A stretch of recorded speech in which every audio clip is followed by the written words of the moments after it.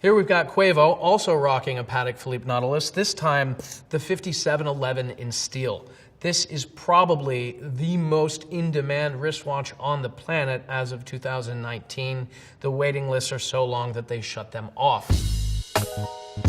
I'm James Lambden. I'm the founder and CEO of Analog Shift. We're a leading watch retailer here in New York City with a focus on vintage and independent wristwatches. Today we're going to talk about how to wear them, who wears them. Here we go. Pharrell loves Richard Mille. Here he's wearing the RM2501. They only made a handful of these and they cost a hair under $1 million. It is essentially a Swiss Army knife for your wrist. Not only does it have a full set of horological elements, but it has a removable liquid compass bezel and a container to hold water purification tablets. Rumor has it that this watch was designed in conjunction with Sly Stallone, who wanted the Rambo watch.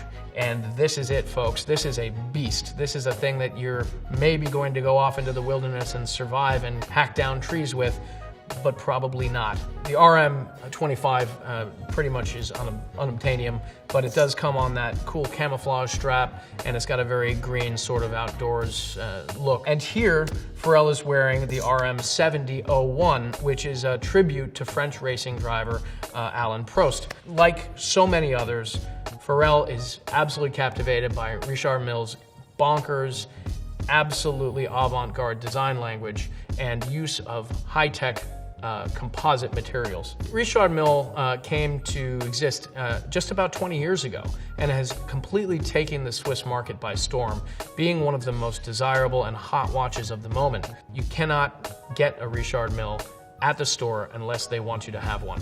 This is a very closely controlled brand, and the price of entry is prohibitive for most. George Clooney. George is a brand ambassador for Omega, the brand that brought you such hits as the Speedmaster, went to the moon, and the Seamaster, went to the bottom of the ocean, and everything in between. George is also a massive watch enthusiast, and his passion for fine watchmaking is well known in this industry. Here we have him wearing a DeVille Tresor automatic in steel. This is a very simple yet elegant timepiece. It is, I'd say, the definition of timeless design. And here he's wearing a Seamaster Aquaterra with a coaxial chronometer movement. In short, coaxial chronometer means that it works on 2 axes and it is chronometer rated, which is Switzerland's highest degree of accuracy. It is a sport watch for sure. Sports watch is a watch that usually has a function and a durability for active usage. This is a watch that can keep up with you, that can survive a little bit of rough and tumble. Sport watches are probably the single most desirable category amongst collectors today. And some of the most desirable sports watches today, the Rolex Daytona, the Rolex Submariner, the Patek Philippe Nautilus, and Aquanaut. These are steel sports watches that probably most of the people using them will never use them for what they were designed for. So George is wearing a sports watch here in a non-sporting environment, and I'd say that's how most sport watches get used today. Brad Pitt. Brad has a long history of collecting wristwatches, all of the brands that you can expect, know, and love. Here he's wearing a Breitling because he's recently joined the Breitling Cinema Squad as one of their ambassadors. He's been spotted a lot wearing this one. This is a new chronograph design that Breitling recently unveiled to celebrate their collection with Norton Motorcycles, the legendary British motorcycle manufacturer. And of course, Brad is also a collector of motorcycles, so I'm sure that this wasn't a hard sell for him when he was asked to wear one at the various events that he's been spotted at. The role of brand ambassadors in the luxury industry goes back many decades. One of the earliest cases where watch brand utilized them was in the case of Mercedes Glitze, who was asked to swim across the British Channel wearing a Rolex Oyster. Today, it is a variety of actors and athletes and professionals who are the best at what they do and are deployed to be ambassadors for these watch brands. Daniel Kaluuya is wearing IWC. In this case, he's wearing the Ingenieur chronograph.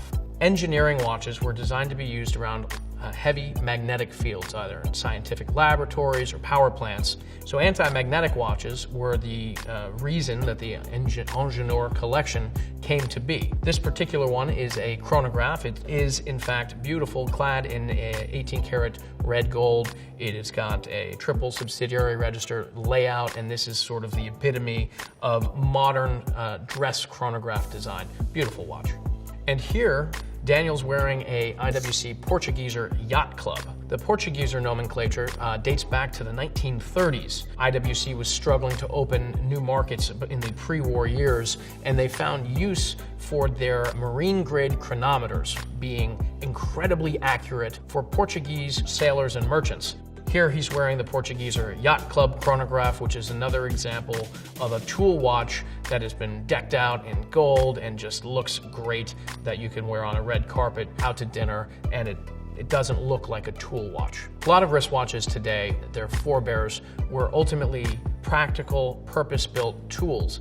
And while that purpose today might never ever even be thought about by the person wearing the watch, whether that's diving to the bottom of the Marianas Trench, climbing to the top of Everest, going to the moon, these were instruments that were designed to help save lives and help keep mankind on time in some of our greatest adventures. Eric Clapton. Eric is one of the most legendary rock musicians who also has a legendary love of wristwatches. Here he's wearing a Rolex GMT Master with a ceramic bezel. It's really the modern iteration of this classic Pepsi bezel from the 1960s. This watch is a little larger, it's got a little bit more durability. He's obviously jamming around on stage to it with no fear of it coming flying off of his wrist because it's got a 50-year-old bracelet attached. A complication is something that a watch does in addition to just telling the time. Depending on how much of a purist you want to be, all a watch should do on paper is tell you hours and minutes, so even a seconds register, for example, is a complication, technically. A date, a day date, a chronograph. Perhaps the most whimsical of these is the moon phase. It is simply a disc that slides around and gives you an approximation of the phase of the moon. It is, as I said, whimsical, sort of unnecessary, but it's pretty cool. Army Hammer. Here, Army is wearing a Mont Blanc Spirit Pulsograph from their Heritage Collection. What's interesting about this watch is it's clad in a rose gold case, but the Pulsograph is an actual feature on the dial that has a scale for pulsations. This is historically used by doctors to take a pulse and be able to measure it with a single chronograph usage, despite the fact that it'll probably never be used by Army or anyone else to actually measure the pulsations of a patient. It's gorgeous, and it's a little nod to what watches used to be, instruments instead of adornment. And here, Army is wearing a Breitling Navitimer chronograph. Breitling Navitimer actually is a calculator. It's a slide rule. In addition to having a chronograph feature, the bezel of a Navitimer, in this case a Navitimer Cosmonaut, can be used as a navigational aid for pilots. Now, I've spoken to a lot of pilots today and asked them if they know how to use this, and almost none of them do. So here is a watch that has come down from its original purpose as a tool and has become a bit of fashion and adornment. But I think there's that romanticism of knowing that your watch could be used a particular way, and we love that. Bradley Cooper. Here Bradley is wearing an IWC Big Pilot's watch. The watch itself, the Big Pilot, is one of the most classical designs for a pilot's watch. It is oversized, so much so that the originals were actually designed to be worn on your thigh. They had a big strap, and the idea was that fighter pilots cramped into these cockpits would be able to just look down and tell the time. Flying your Spitfire over the channel and freezing yourself to death, it makes it a lot easier to have it on your leg. Of course, in the early 2000s, when the large sports watch boom hit, IWC was perfectly positioned to steal the hearts and minds of men everywhere. And their slogan, "Engineered for Men," was sort of thrown up there with these wonderfully over-engineered giant tools. But I have to say that the IWC Big Pilot is absolutely one of these icons that hasn't changed, in this case, since the Second World War, aside from its color and material. Spider-Man. Tom Holland here is wearing a reference 5167R Patek Philippe Aquanaut, much like this one here, except in 18-karat rose gold. The Aquanaut is thought, or was thought by many, to be the sort of cheaper, younger cousin of the Patek Philippe Nautilus. But in fact, it's a totally different watch, really designed to be Patek Philippe's true sport watch. They've only ever been available on a rubber strap with a deployant clasp, and they are always sought after for being just one of the most comfortable watches you can wear. This is a fantastic choice for Tom, already starting off with a rose gold Aquanaut. I mean, I think we're gonna see more good things from this talented guy. Sylvester Stallone. Sly is a massive watch enthusiast. Here he's wearing a Patek Philippe 5980 1R, which is the chronograph version of this beautiful watch right here. It is a Nautilus. It is designed by Gerald Genta. This is the chronograph version in the current collection. But Sly has also been collecting watches since his early days of being an actor, including a Rolex Submariner in yellow gold, similar in age to this GMT, but here he's wearing a classical, more elegant, smaller wristwatch than he's probably known for. Now we have Offset.